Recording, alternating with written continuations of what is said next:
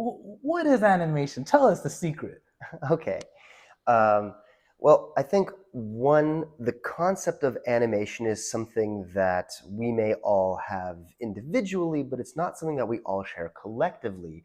And to me, this is one of the biggest problems in animation dance is that as a community, we don't know who we are. So Hmm. when we have events, we don't know what the rules are, whether we're new to the game or whether we've been or whether we've been in it for a long time. Uh, People who are hiring, looking for performers, specialty acts, don't understand the concept of an animation dancer. So they might Hmm. not know who to hire. So we're potentially losing jobs from not really understanding who we are collectively. And and from another way, anyone who is looking to come to animation from a sense of an artistic perspective to learn more about themselves and who they are, as new students, may find it more challenging to express themselves when they don't understand the medium that they are participating in. And a lot of this comes from having differing or conflicting ideas within animation dance that are not acknowledged. So that's one of the things that I've become really passionate about is acknowledging these differences, recognizing that there are similarities that people tend to focus on, ideas that I like to dub schools of thought within Hmm. animation dance that we all kind of like unify around, and then ultimately being able to recognize these schools of thought for the various interpretations of animation and how that is relevant for just about everybody involved, from the professional level to the artistic level, from dance battles to just being able to have a good time. This is, to me, why it's really important for us to have a definition of animation. Not Hmm. simply because if we could achieve the pipe dream of getting everybody to agree, I'm not expecting that everyone's going to agree, but the purpose is to get people to think explicitly, clearly about what animation means to them and their community and how that is basically accurate, right? Hmm. We want to create definitions that are not breakable, right? Growing up, I would often ask, "Hey, what is animation?" I didn't even know I was interested in animation. I didn't know that's what the term was called for a while. I just started kind of like enjoying my way through a little bit of tutting, a little bit of robot, a little bit of animation, a little bit of waving here, and I honestly didn't know where one ended and one began. Hmm. And so I didn't immediately gravitate towards animation, but ultimately ended up liking it. Hmm. Um, all of that basically to say that concisely, if we can agree to concise definitions of what animation means to us, then it's going to be much easier to communicate with these things. And I think we can represent ourselves better to ourselves and to the outside world. And I think that will vastly benefit everybody involved.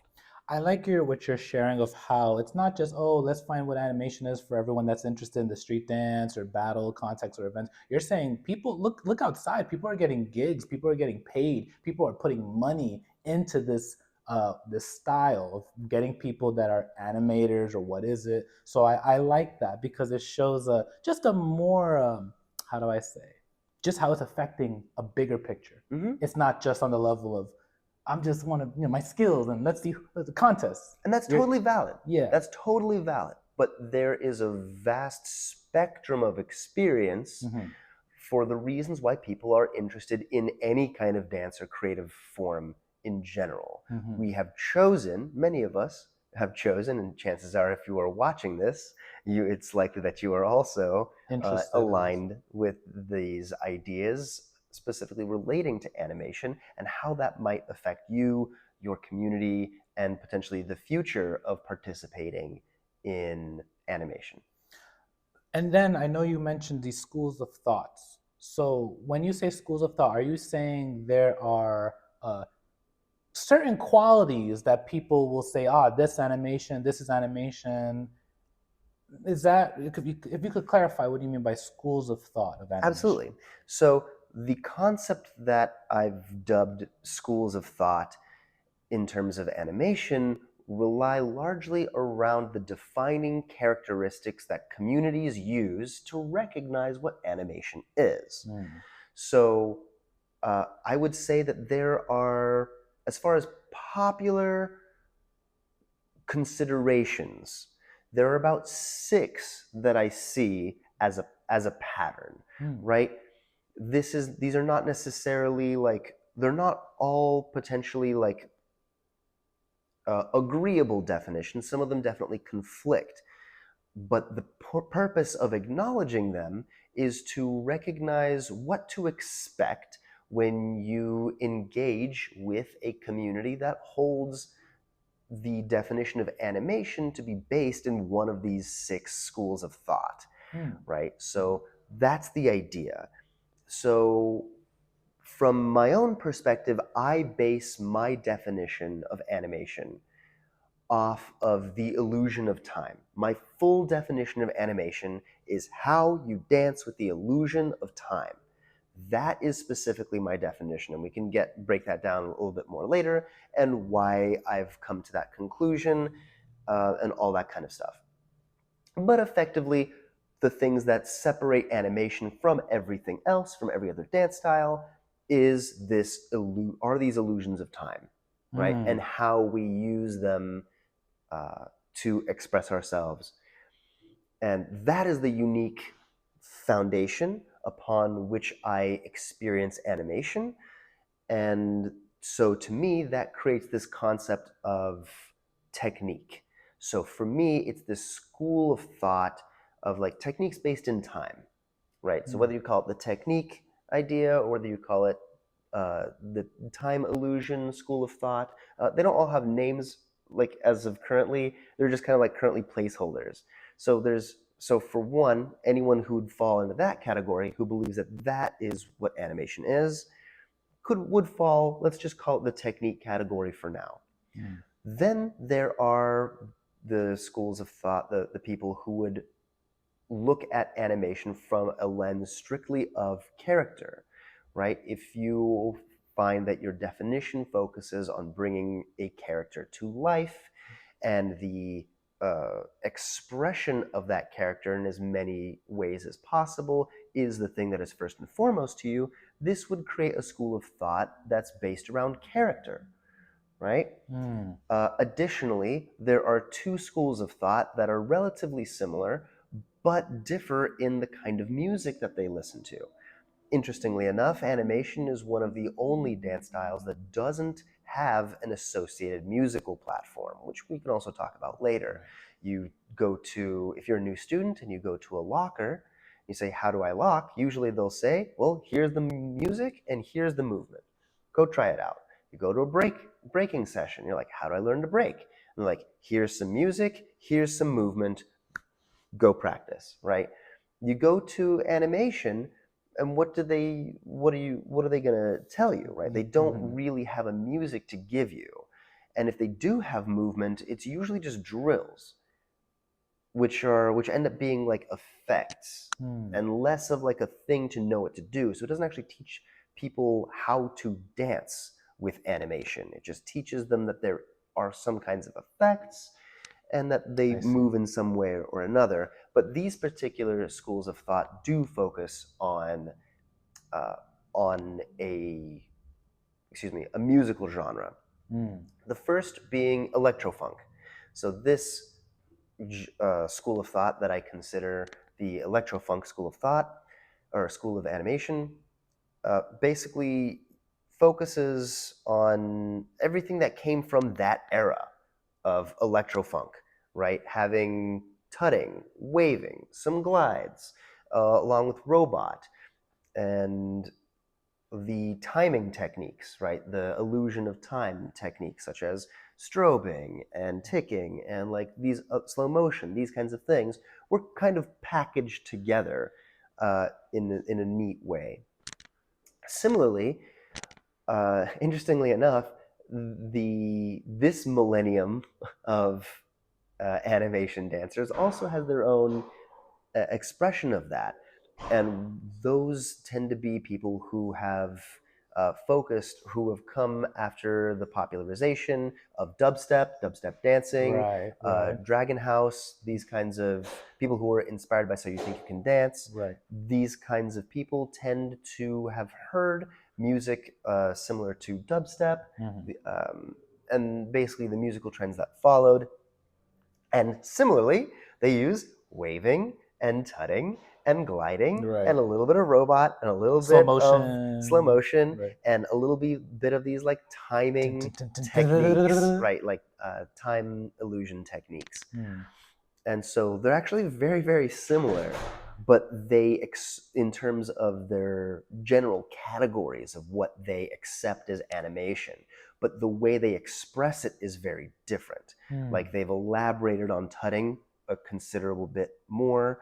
Um, so the expressions do look slightly different from here and there. And then there are two more. The remaining two schools of thought are effectively non-definitions. They aim to define animation based on what animation isn't. So one of them is pretty popular internationally, and I've heard this a few times. And the concept goes to the effect of animation is anything that isn't Boogaloo. Hmm. So Okay. there's a really strong dominant culture of hitting in popping, obviously, which makes sense because that's the root. But then there's also a very strong connection to Boogaloo, Hmm. which has basically been like the bread and butter for the popping scene for Right. a considerable period of time, for years and years. Hmm. And so when people learn popping, anything that isn't those two things can sometimes be lumped by people or communities into the concept of animation. We don't know what to do with this with waving, so this is going to be animation. We don't know what to do with Right. tutting, so it's animation. He's miming. Let's Right, put that into miming is animation. animation, right? So it all goes in. It all goes into animation. Hmm. The one of the There are definitely some issues with that, and we can talk with that. Right. Usually, when you define something by what it's not, it doesn't make it that much clearer Right. of what it actually is. Hmm. Now, if you continue to parse down and say, well, it's not this, and it's not this, and it's not this, and it's not this, eventually you will get closer and closer and closer to what it actually is. Hmm. But we've kind of experienced with this particular school of thought that animation not being Boogaloo is sufficient, and that creates its own issues. Hmm. Similarly, we have the last school of thought that I've witnessed that's been really popular is effectively what I dub this idea of being weird, Hmm. right? It's moving usually in a more fluid manner, but still not necessarily in a way that looks human. Right. So you're avoiding human motion, but after that, that's kind of where it loses its defining qualities. There's no um, there's no end or specified end point to where that weirdness is going. There's no goal for that weirdness, right? And I say even the term weirdness is hard to define Right. because if you had a battle where everyone was just trying to be Weird. weird, Who's the weirdest? the one person who enters and just stands completely still and looks incredibly human would actually be the weirdest one in comparison. And so, by the very definition, people who use the concept of, well, animation is just being weird in that sense would defer to the one person being completely normal by the greater context. Only within the finite context of animation does the person who just kind of stands there and looks completely otherwise normal and human, so to speak, they would excel in that environment. Right. Right. Right? And so these are effectively the six big patterns that I recognize within the animation community. each of them have their own perspective, and I think regardless of the problems or issues that may arise in basically following one or more of these, I think it's important to be able to identify and acknowledge Mm. each of these, because it will help us communicate better amongst ourselves Hmm. and really ask ourselves if this is the kind of culture and the kind of community that we want to co-create. Mm. Can you say those 6 pillars of thought, or Yeah, those schools of thought? just to Just reiterate to as a yes. review. Yes, of course. So the first one I listed was technique. The second one I listed was character. The third one I listed was electrofunk.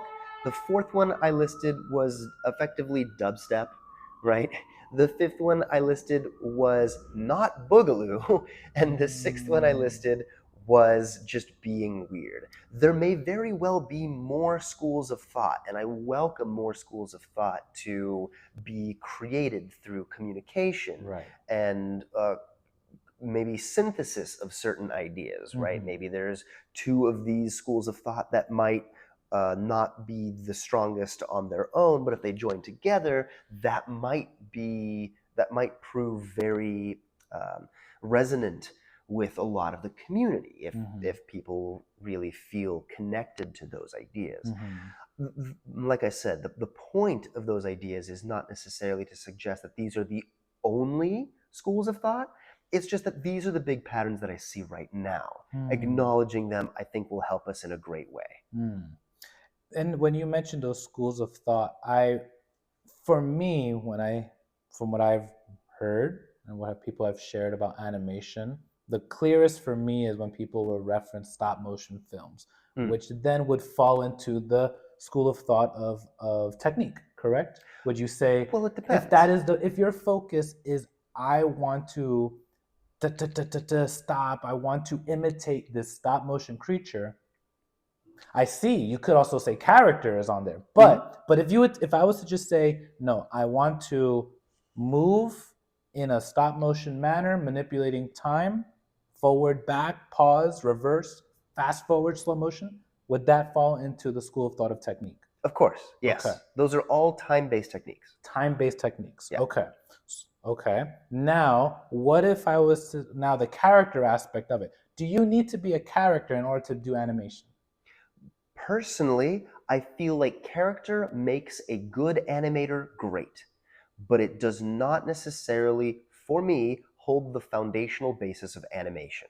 And I know Mhm, that may be a controversial statement for some, mhm, but my reasoning for this is that the number one thing that animation has that makes it unique from every other style is its focus on illusion of time effects, right. right? All the effects, whether they're slow motion, fast forward, frame by frame, reverse, even just walking normally, in the context of all of these things, fits within the concept of playing within illusions of time. Mm. So to me, these are the foundations of animation dance. Mhm. Um, Now, notice that all of these are effects. They're not forms in and of themselves, which is why I often say that animation is a how, not a what. It's So, a how, not a what. What do you, when you say that it's a how, not a what? Are you referencing people will see an animated film and then they will say, oh, that move, the dinosaur or the cyclops. mhm, They'll mhm. say, that's animation. I need to move like that to be animated. Yes, and it's very natural to look at a form and say, I want to imitate this. Yes. And so I think this is where a lot of people like really rally around this idea of the character base of animation. Hmm. But the interesting thing to note is that those characters were chosen specifically because of how they were represented.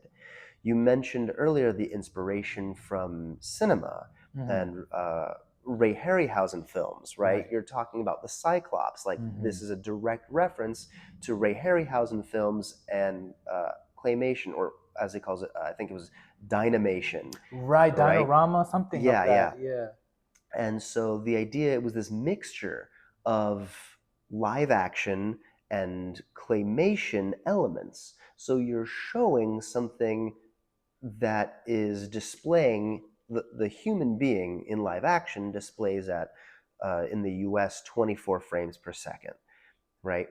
And so with that, the persistence of vision, or our ability to interpret images that are flashing in rapid succession, creates this illusion of motion Mm. that makes everything look smoother. Mhm. When we lower these frame rates, right, when we become more and more aware of the individual frames, Mhm. we start seeing the jitteriness. We start seeing how we start seeing through the illusion of motion. We start seeing the frames more and more. So these are basically some of the first glitches to exist, Mhm. right? The first visual glitches. And so even though the robot technology wasn't there, the idea of seeing something move and then it would like skip frames as it was moving, Mhm. right? Or even if it was just like a little Mm, rumbly and it something would like is, yeah. move, right? The shaky or jittery quality within it created a very visceral and unique feeling Yeah. to how those characters were expressed. Mhm. And so that's why I would suggest that even people who base it off of character, right, the original characters um, in animation were, you know, the skeleton archer, the skeleton with the sword, Right. right, the Cyclops um, from Ray Harryhausen films, because they had this technique. The characters were special because of the technique. That is why the characters, to me, became more profound than, let's say, the live action versions of these things. Because Greek mythology has been around for a really long time. Mm. Um, and from what I understand, a lot of early animators didn't necessarily start animating because they read the Odyssey, Mm. Mhm. right? They didn't just read Homer Mhm. and start Wanting to, animating I'm directly inspired off of now. that. Right. From what I understand, is it possible out there? Maybe, I just Right. haven't heard it. Right. But from everything that I understand, it came from the visual representation Mm. and how these things, how these characters were visually represented, came from the technique used to represent them. Mm. Which then goes, would you say the how, which is the technique, not Yes, the what of the actual form? right. And so, thank you for cycling me back onto Mhm. the topic at hand. Uh, so, yeah, that's exactly what I mean when I say that animation is a how, not a what, Mhm. because we're looking at these characters, but the characters aren't special because they're skeletons. The characters are special because of their execution, how they were portrayed. Mm. So in that way, that is one of the things that makes animation unique, and one of the reasons why we're in this place with in this position with animation in the first place. Anything can be animation from a form standpoint. Anything can be. Anything. There's Mm-hmm. animation dancers who focus on ballet. Mm-hmm. Crump often uses animation. I Right. know Tie-Dyes was inspired Mm-hmm. by animation. Mm-hmm. There are a lot of different styles of dance and movement. Even belly dance, Right. right, has a lot of specific control Mm. that will also focus on these sorts of like time and time manipulation illusions alongside their other focus, alongside their other goals within their own dance styles. But the idea is if you continue to add these time illusions on top of just about anything, Right. then that can become Because animation. that's what I was about to ask. So you're saying, oh, there's crumb, there's belly dance, there's this and that. Then someone says, yeah, they're all animation, and then we put them all into an event. Yeah. And so in that way, that's part of one of the reasons why, you know, Bob and Andre is famous for saying that everything is animation. You're animating right now. You're animating when you Right. My wake expressions, up. oh, Yeah, I mean, not even that. oh, Like right, simply but just just like that too, right? But the concept from a contextual lens of animation, alive. means kind of like how I said, when you're walking normally, Mm-hmm. within the context of animation, if you're doing time illusions and then you simply walk normally and then you do time illusions again, Right. the part where you're walking normally is also animation because you're focusing on the seeing time through that particular perspective. Mm-hmm. Since animation, from a technique perspective, focuses so much on basically experiencing and portraying time through different perspectives, Mm-hmm. seeing things happen at a normal pace is one of those perspectives and thus is a valid part of that. Mm-hmm. And so, we do get to this point where once anything becomes animation, how do we really understand what it actually is? Because Right. once everything is animation, is anything really animation? That's a And good point. so this concept continues by how do we make sure that we continue to animate? If anything can be animation, how do we know for certain that we are indeed animating, that we are actually doing what we say we are doing? Mm-hmm. Because and that's where these schools of thought come into play, Mm-hmm. right? Because based on your perspective through one of these schools of thought, you will qualify that response. You will know whether you are animating based on whether you fit into one of these schools of thought. Right. And I do have a preference, and while I won't say, I'm not looking to like impose kind of dominance. I've searched the old ye old forum pages for people talking about what is animation. This isn't a Right. new No, question. yeah. People have been asking this for a really long time. Mm-hmm. The difference that I've found is that usually people will voice their perspective and then that's the end of the conversation. No, people like will talk about it and then they won't really unify any kinds of common denominators, right? So they won't really see what similarities their perspectives of animation have, so they can see what they kind of gather around.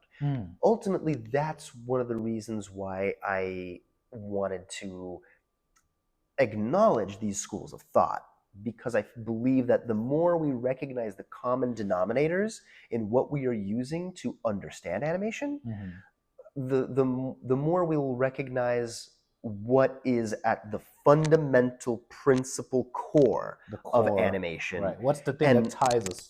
And what is simply one of the forms we are using as a vessel to carry animation, right? Since animation is a how, not a what, it's really important to distinguish these ideas. And you know what? I want to share. I believe from our conversation we've had, and right now, some of the conversations that are being brought up, it really makes sense. This is my perspective that the core thing that brings it all together is the manipulation of time. Because when you go on a YouTube video and you watch these dancers, and when they do something that is either lagging, people will say they look like they're lagging, they look like they're strobing, they look like they're like is the frames off, the compliments that people give to these animation dancers, those are the comments that they're giving. And it's interesting because why is that the thing that everyone recognizes animation? For example, Dragon House, right, went on TV, animation dance crew. They are known, right, for being an animator, not a popping crew. They're not a tutting crew, though they have all those different styles. Animation was Dragon House. And what was the things that people would say? It looks like time is like slowed down, the slow motion. They look like they're like stop motion. Even when you look at Andre or Flat Top and they are doing animated movements, people are like, it seems like that's, to me, from this discussion and thinking on it, it seems like that is the common thing of the manipulation of time. I know we were watching a video of the China animation Dance Vision. Yeah. Dance Vision. It was hosted in China. That there was a point where Cristo, one of the competitors, the song breaks down. It goes like dun dun dun dun dun dun dun, Hmm. and he dun dun dun dun. He stopped and moved, stopped and moved, and there's like reaction from the crowd of like, oh, like, so yeah, that I'm just, yeah. So you touched on a couple of different points, and I'd like to take the opportunity to uh, focus on them individually. Yes. So first, yeah, I do agree that people recognize the power of animation. This is one of the reasons why we get these kinds of comments. Mm-hmm. The other thing to recognize is that if your definition of animation is, let's say, something that sees waving as animation, then comments of people saying things like, oh, he's melting, or oh, she's melting, right? Like, also become added into this mix. Comments usually aren't necessarily like the greatest source of being able to determine like a definitive proof of an idea or definition of a topic. They are symptoms, right? And so I would acknowledge that they do serve to support animation sometimes, and then they do serve, like, uh, depending on, you brought up Christo, right? I would say that the round that you're referencing, since we did watch this together, he mostly waved the entire time. Of course, that is what he does. He is a specialist, highly skilled in that field, right? And he kind of combined this idea of his waving and this school of thought of simply being weird, right? And also of not being boogaloo, right? Which to me, as I suggested before, are non-definitions.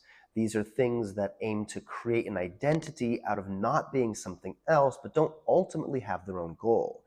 And so I think there was a distinct moment when that round switched from being kind of like this like weird, melty, wavy expression to being an illusion focused on time that also matched with an expression of timing within the music. And that's one of the reasons why that was so powerful.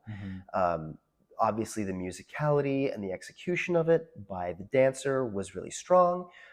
But I also believe that in and of itself, that specific moment is the primary moment in that round when he was animating from my perspective.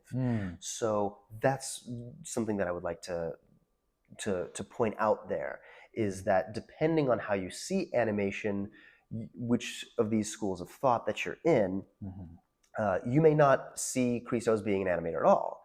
You may see Christo as being Waving. yeah, you may see it as always having been an animator, right? If you're from the perspective of, well, anything that's boogaloo, anything that isn't boogaloo is animation, then he's an animator to you, right? So you wouldn't make those connections.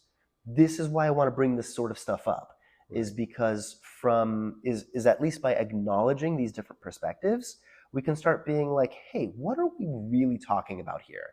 Because, I mean, you bring up a great point with that final, because the finalists, I believe the 4 finalists were Mr. Robot, I believe Lele, Salah, and Christo, right? Which, for the most part, had a pretty diverse expression within that. And I would love to go into this a little bit later, a little bit in more detail, perhaps in another video, not right now. But interestingly enough, I think from my perspective, the animators on that stage were Lele and Mr. Robot. And I can point out specifically when they were kind of going into animation and leaving animation and coming back. I think Salah is an incredible performer. I think he has an incredible talent, very entertaining.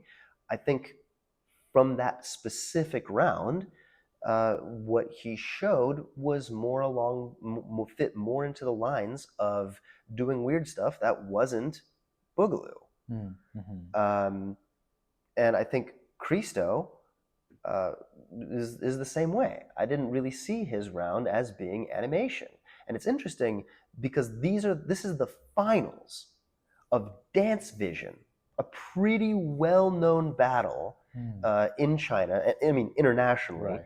but it happens in China. And so this battle is holding up these competitors, and they're saying that this is the top of animation. But what it really seems like is they're too afraid to step on toes Okay. to really be able to say, no, this is animation, or that is animation. And so, bless you. Thank you. Thank you. And so we have this experience of seeing animation and in this particular final and witnessing it as an all styles battle more so than an actual focus styles battle. Not that there aren't multiple ways to interpret in an animated way the rounds that were presented. Do Christo and Salah have the skill to add those kinds of techniques into those rounds that they did? 100%, absolutely. This isn't judging them on skill. This is bringing up the question of what are we doing? What is the rule? What are the rules of the game? Right? Are we specifically focusing on time-based techniques? Is it just popping but isn't Boogaloo? Like, I've never been to an animation battle where they've made this clear, which is unfortunate because out of every other dance style, animation needs it the most because it's the least defined. Right. You go to a waving event, wavers, everyone's waving. But they also have a better idea of who what? they are because in just about every other style, there is a form. It is based off of a form. Wavers create the forms of waving in some form or fashion within their body relative to music. You can use that as a really primitive definition for waving, right? Same thing with tutting, creating the form of lines and angles, of clear, distinguishable angles that move patterns in the body, right? There are forms there. Popping, simply just dancing with the contraction and the relaxation of the muscle to the snare of the drum, right? To the snare of the music, the clap, right? Specifically done to funk music. Like, these are like very simple ideas that people don't need a lot of explanation to get, that you can just see from watching somebody and being like, oh yeah, those are the common denominators in what everybody's doing, right? If somebody asked you to imitate waving, or if somebody asked you to imitate popping, usually there's some things that you can do. Doing this with animation is much more difficult because we do not have a collective form. Our form is whatever. We have the freedom to be anything. And that is a double-edged sword that we must